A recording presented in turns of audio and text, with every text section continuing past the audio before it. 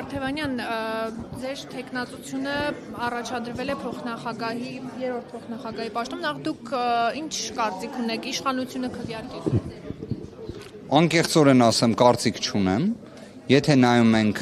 սահմանադրության եւ օրենսդրության տեսանկյունից, նշվածը ենթադրում է ոչ թե քվեարկության հայեցողություն, այլ պարտականություն, բայց ամեն դեպքում պետք է հաշվի առնել քվեարկությունը։ Ձևավորվի ազգային ժողովի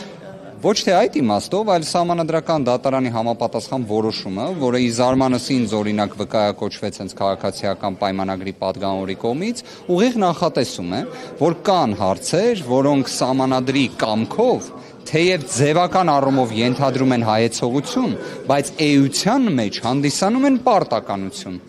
Սա է։ Ֆրակցիայում ինչ քննարկումներ են Արթևանյան իրենց համոզել կամ ինչ ելույթ ունենալ, ինչ շեշտադրումները, որ իրենք ամեն դեպքում քաղաքական որոշում էլ պետք է կայացնեն, ինչպես եք պատրաստում իրենց դնեք քվեարկել ազգային ժողովի եւ նախագահի եւ երկու փոխնախագահ։ Կրկին հղում կտամ նրան, որ ընդդիմության կողմից առաջադրվող նախագահի տեղակալի, մշտական հանձնաժողովների նախագահների, այնուհետև փոխնախագահների այդ կառուցակարգերի իրացումը ոչ թե ենթադրում է դասական իմաստով քաղաքական քննարկում, բանավեճ եւ այլն, այլ այս դեպքում ենթադրում է նաեւ պարտականություն։ Հակառակ դեպքում սահմանադրի կամքը այդ իմաստով արգելափակվում է։ Բայց մյուս կողմից հասկանում եմ, որ սա ի վերջո քաղաքական գործընթաց է, ցանկացած հնարավորություն էլ պետք է դիտարկել, ինքս թե ինչ հանգամանքներ կնշեմ, թույլ տվեք չբացահայտեմ այս բանը, որ բոլոր դեպքերում թե ձեզ, թե մեր հայրենակիցներին նաև ելույթը ինքնին հետաքրքրություն իր մեջ պարունակի։ Արթևանյան, իսկ ինչու հենց դուք ֆրակցիայում էլ ում անուններն եք քննարկվել եւ ինչպես եք Ես կարող եմ հետևյալը ասել։ Վերջ ավարտեմ եւ ինչպես եք պատկերացնում այդուհանդերձ երեք ներկայացուցիչների հետ իշխանության աշխատանքը վերևից, որովհետեւ այլ բան է նստած տեղից արձագանքել, այլ բան է նրանց կողքին նստած հետևել կամ էլ ինչ որտեղ արձագանքել իրենց սուրբ քննադատությունների։ Դժվար եմ պատկերացնում անկեղծորեն։ Բայց կվարեք չեն, իստեր բան ինչ։ Ընդհանրապես արդյոք նիստ վարելու նշված լիազորությունը իրացվելու է թե ոչ, դա էլ քաղաքական կարելի ասել հարմարավետությունից է պայմանավորված, որովհետև ինքնին ազգային ժողովի նախագահի տեղակալի պաշտոնը զբաղեցնելը միանշանակ չի, որ դա ենթադրում է։ Առնվազն պատկերացնում եմ, թե ինչ լիազորություններ է նշված կարգավիճակը ենթադրում, բայց մյուս կողմից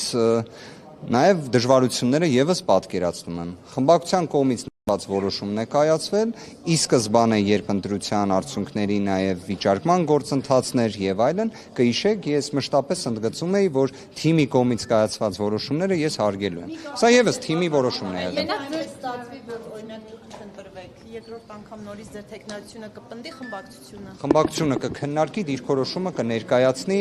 կարծում եմ ըստ դրա եկեք հաշվի առնենք։ Միանձն է եղել ձեր թեկնածությունը, այլ անձի թեկնածություն չի եղել։ Խմբակցության քննարկումների նշված հանգամանքները եկեք ես չբացահայտեմ։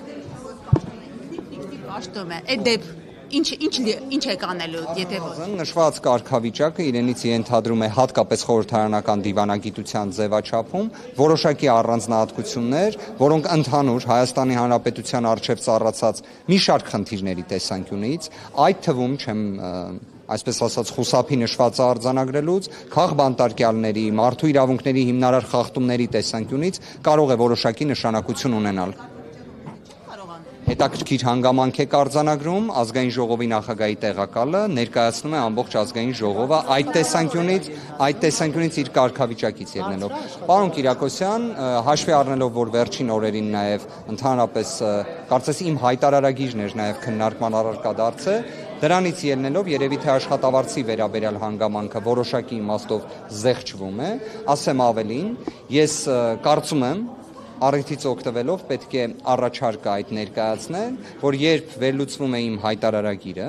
իմ ստացած եկամուտները, խնդրում եմ դրա շրջանակներում թող գնահատվի նաև իմ կողմից վճարված հարկերը։ Եվ այդ վճարված հարկերի տեսանկյուն, եթե հայտարարագրել եմ ինչպես կարող է ստացած չլինեմ, եւ ի դեպ դա հարկերից հետոն է։ որը հայտարարագրվում է։ Հետևաբար դրանից կարելի է հաշվարկել, թե ինչքան հարկ եմ վճարել, եւ կարելի է ասել, այդ ողջ ժամանակահատվածը եղել եմ մասնավոր ոլորտում, իրականացրել եմ թե իմ մասնագիտական գործունեությունը, թե ձեռնարկատիրական գործունեություն, իդեպ մեր փաստաբանական գրասենյակը շատ ճիշտ հարցադրում եք տալիս, դրա կարճ պատասխանը հետևյալն է, որովհետև ես ինչպես մեր Հայաստանի Հանրապետության 100 հազարավոր քաղաքացիներ ունեմ այնպիսի մտահոգություններ, որոնք այո, այս իրավիճակում նույնիսկ ինչ որտեղ հարմարավետ գործունեությունս, ինչ որտեղ նաև ընտանիքիս ցանկությունները անտեսելով գտել եմ ճիշտ, որ անցնեմ կրկին այս ճանապարհով։ Ամփոփելով խորհրդարանական աշխատանքի 2.5 օրերը,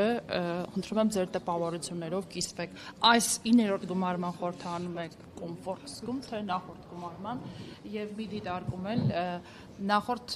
գումարման ազգային ժողովի փոխնախագահ պարոն Իշխան Սաղաթելյանը ընտրվեց, բայց նրա դիմադրողականությունը կարծեք թե երկար չտևեց եւ դիմադրության շարժման ձախողումից հետո, ինչպես դուք դրեցիք ձեր մանդատը եւ լքեցիք խորհրդարանը, այնպես էլ պարոն Սաղաթելյանը վայր դրեց լիազորությունները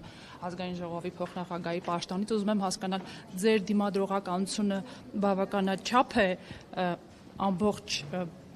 ժամկետով պաշտոնավարելու համար։ Հաշվի առեք վերջին տարիներին այն քաղաքական հետապնդումների գործերով, որոնց շրջանակներում ես իրականացրել եմ պաշտպանություն որպես փաստաբան, այդ թվում հենց Սամվել Կարապետյանի քրեական վարույթի շրջանակներում, որտեղ կալանքը մինչ օրս էլ շարունակվում է, իդեպ առիթից օգտվելով այդ հանգամանքը ընդգծեմ, կարող եմ ասել, որ վստահ եղեք դիմադրողականությունս առավել քան բարձր է, եւ ընդհանրապես հարցրեք ցանկացած փաստաբանի, լինի այս վերջին 8 տարիների, թե դրան նախորդած ժամանակահատվածում, թե քաղաքական գրգռվածություն ունեցող քրեական գործերով պաշտպանի կողմից շահերի պաշտպանություն իրականացնելը ինչ դժվարություններ ենթադրում է։ Հետևաբար դիմադրողականության տեսանկյունից անհոգ եղեք, Իշխան Սաղաթելյանի վկայակոչման մասով թույլ տվեք հաշվի առնել մեկ հանգամանք, Իշխան Սաղաթելյանին, եթե չեմ սխալվում, նույնիսկ ամբողջ ազգային ժողովի ծանրաբեռնվածության պայմաններով իմպիչմենտի գործընթաց էին նախաձեռնել հետ կանչելու, ինչևէ, հետևաբար դա նույնը չէ, ինչ հրաժարական տալը, բայց ամեն դեպքում ամփոփելով խոսքս ուզում եմ հստակ ասել, որ ընդհանրապես պաշտոնները չէ, նույն այս ազգային ժողովի նախագահի տեղակալի պաշտոնը չէ, որ էական, գաղափարային, կիրառական նշանակություն ունի ներկա փուլում։ Մենք իսկապես տեսնում ենք, թե ինչ մարտահրավերներ կան եւ դրանով բնականաբար ամենից անհանգիստը մենք ենք։ Միաժամանակ նշվածը որոշակի գործողություն է, գործընթաց է, որը կարող է ունենալ հավելյալ արժեք։ Կփորձենք դա արձանագրել։ Ինչ վերաբերում է կոմֆորտին, կարող եմ ասել, թե 2021 թվականին, թե 2026 թվականին ունեմ դիսկոմֆորտ ստեղծված Հայաստանի Հանրապետությունում իրավիճակի։ 2021 թվականին մենք խոսում էինք Արցախի շուրջ այդ ժամանակահատվածում առկա իրավիճակի մասին։ Այս ժամանակահատվածում պետք է որպես իրողություն արձանագրենք, որ Արցախը հայաթափվել է, Հայաստանի Հանրապետությունում ունենք անօրինական, ակնհայտ անօրինական, միջազգային իրավունքի տարրական նորմերին հակասող օկուպացիա եւ ստեղծված նաեւ սոցիալ-տնտեսական դժվարությունները չեն կարող ինձ թույլ տալ ասել, որ ես կոմֆորտի զգացում ունեմ։ Շնորհակալ եմ շատ։ Բայց քանի որ ներողություն, քանի որ ամբողջ ժամկետով աշխատել։ Այո։ Պարոն Վարդևանյան, Բայց կարծում եմ մինչ այդ Հայաստանի Հանրապետության ժողովրդի ձայնը, կամքը, իրենց գնահատականները լսելի կլինեն։ Վահագն Ալեքսանյանի տեխնատությունից հետո ձեր տեխնատությունն է ներկայացվելու։ Դուք պատրաստ եք ԿՊԱ-ականների հարցադրումներին պատասխանել, որովհետև ինչպես եւ դուք եք օրինակ անդրադառնում Հայկ Կոնջորյանի կնոջը, հիմա կարող են ԿՊԱ-ականներն էլ անդրադառնալ ձեր կնոջը, հայտարարագրերին, եկամուտներին, գույքերին։ Ես առնվազն գտնում եմ, որ ընտանիքի անդամներին անդրադարձը ես ընդհանրապես չեմ ողջունում, առնվազն ես չեմ կարծում, որ հատուկ այդպիսի անդրադարձ կատարվել է, այլ հարց, որ հանրային բավականին մեծ հետաքրքրություն կար նշված հարցերի վերաբերյալ, դա քննարկվեց ըստ էության, մտքերի փոխանակումը տեղի ունեցավ, ինչ հարցեր կհնչեն ինձ, պատրաստ եմ ցանկացած հարցին էլ պատասխանը տալու, այսքանը։